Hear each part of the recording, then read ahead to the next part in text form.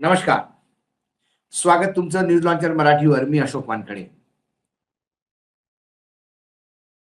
एकनाथ शिंदे 2.5 वर्ष मुख्यमंत्री राहिले.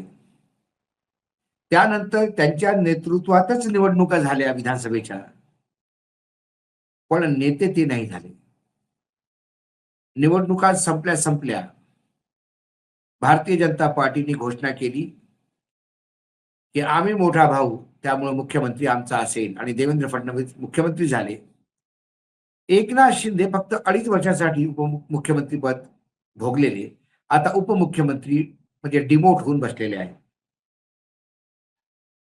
मरता क्या न करता असं म्हणतात. त्यांच्याकडे काय ऑप्शन होता?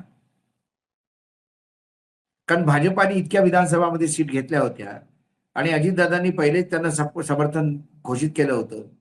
त्यामुळे ते बाहेर जरी बसले असते, तर ईडी, इन्कम टॅक्स, सीबीआय ची जी कुत्र पाठीमागे लागली असती, ती पळता भुई कमी पडली असती. त्याच्यापेक्षा अपमान स सहन करून सत्तेचं कमीत कमी लोणी तर खाता येईल. म्हणून सगळे सत्तेत राहिले. परंतु हे शिवसेनेपासून जरी अलग झाले असले, तरी त्या ओरिजिनल डीएनए शिवसेनेचाच असणार ना. त्यामुळे तो अपमान कसा सहन होईल? त्यामुळे पुन्हा सरकारमध्ये आल्यावर आज पावेत, कुठे ना कुठे भाजप आणि शिवसेना एकनाथ शिंदेची यांच्यामध्ये सारखा विस्तव जातो. मधामधात देवेंद्र फडणवीस हम साथ साथ है म्हणून सगळ्यांना सांगतात. पण वास्तविकता काय आहे हे सगळं महाराष्ट्र पाहतं. आता काही शिवसेनेच्या नेत्यांनी आगामी काळात स्वबळावर लढण्याची भाषा केली आहे. गेल्या काही काळापासून राज्याच्या राजकारणात मोठ्या घडामोडी झाल्या. 2019 साली शिवसेना आणि भाजपाची युती तुटली होती. मात्र 22 साली एकनाथ शिंदे बंड करत शिवसेनेतून बाहेर आले. त्यांनी भाजपाला सोबत घेऊन सत्ता स्थापन केली. म्हणजे भाजपाने त्यांना सत्ता स्थापन करायला लावली. मी सारखं म्हणतो, एकनाथ शिंदे हे OTP था, वन टाइम पासवर्ड, भाजपला पुन्हा सत्तेत येण्यासाठी.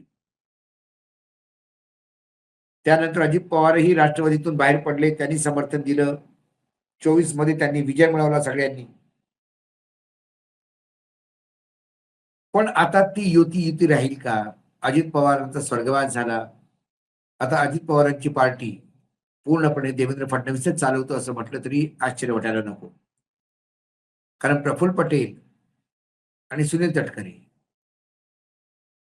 हे दोघंही आता देवेंद्र फडणवीसांच्या हातातले मोहरे झालेले आहेत. पण आगामी काळात त्याच्यात काय फूट पडतं का? कारण शिवसेनेच्या काही नेत्यांनी आगामी काळात स्वबळावर लढण्याची भाषा केली.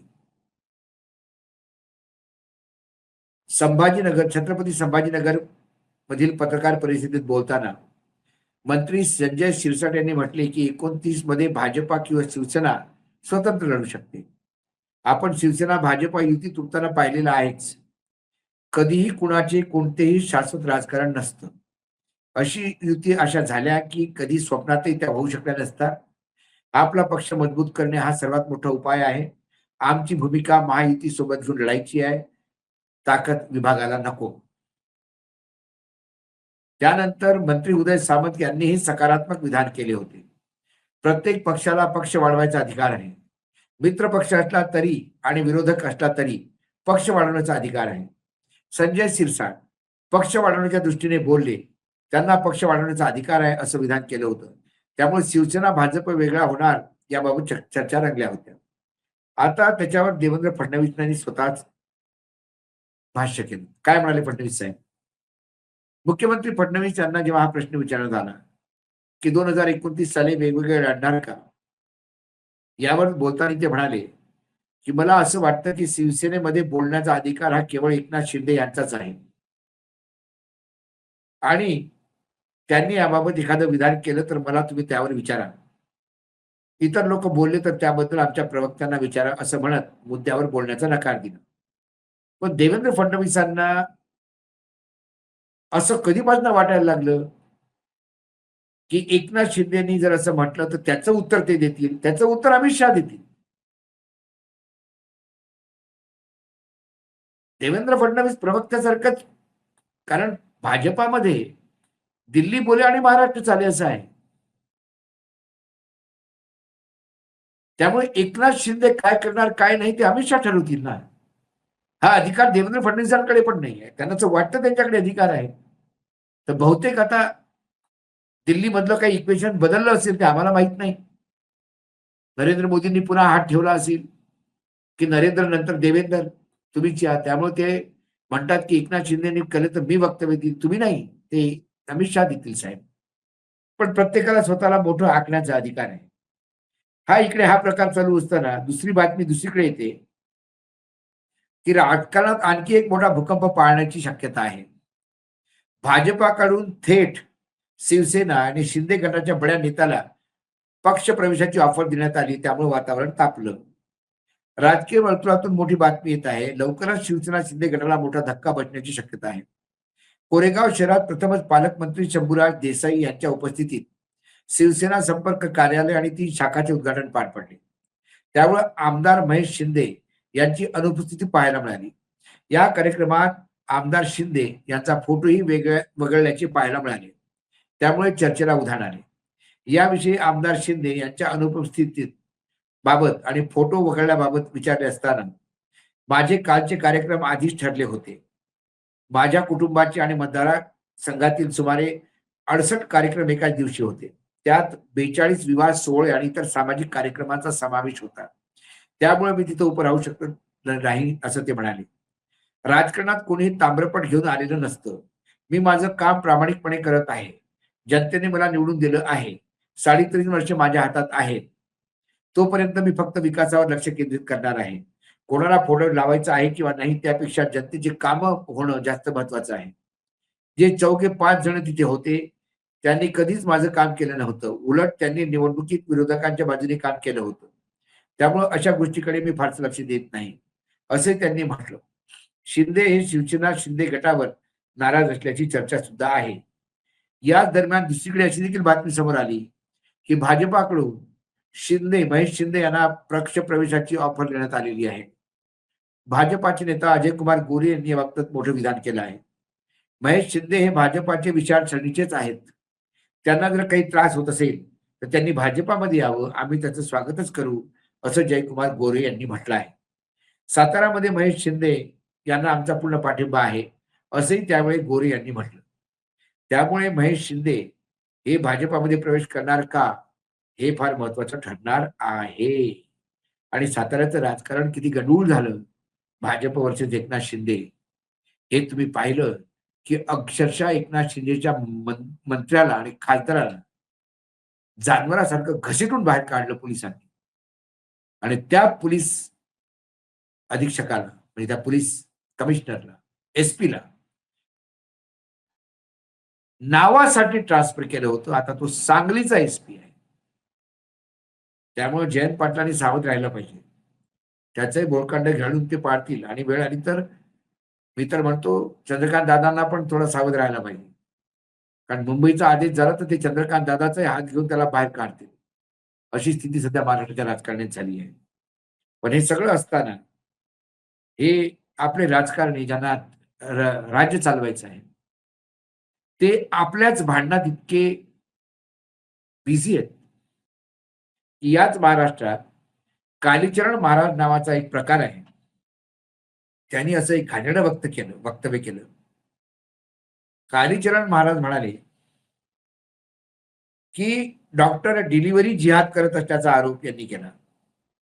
हिंदूमध्ये सिझेरियन केसेस जास्त, मग मुसलमानांच्या बाबतीत का नाही, असा सवाल त्यांनी केला. पैशासाठी डॉक्टरकडून रचण्यात आलेलं षडयंत्र असल्याचा आरोपही कालीचरण महाराज यांनी केला आहे. कालीचरण महाराज यांच्या या विधानामुळे आता पुन्हा एकदा वातावरण तापण्याची शक्यता आहे. पुण्याच्या दौंडमध्ये आयोजित हिंदू विराट सभेदरम्यान कालीचरण महाराजांनी असं वादग्रस्त विधान केलं. डॉक्टरांकडून डिलिव्हरी जिहाद सुरू असल्याचा आरोप कालीचरण महाराज यांनी केला. यामध्ये हिंदू डॉक्टरच आघाडीवर आहे असे ते म्हणाले. हिंदू महिलांच्या डिलिव्हरीमध्ये सिझेरियनचं प्रमाण जास्त असतं तरी मुस्लिम महिलांमध्ये डिलिव्हरी ते दिसून येत नाही असं कालीचरण महाराजांनी म्हटलं. आता या कालीचरण महाराजला हे विचारायला हवं की हा डाटा त्यांच्याकडनं कुठला आला, कुठला ऑथेंटिक डाटा आहे त्याच्यावर हे भाष्य करतात की फक्त हिंदू मुसलमान करायचं म्हणून आता त्यांनी डिलिव्हरी जिहाद काढला.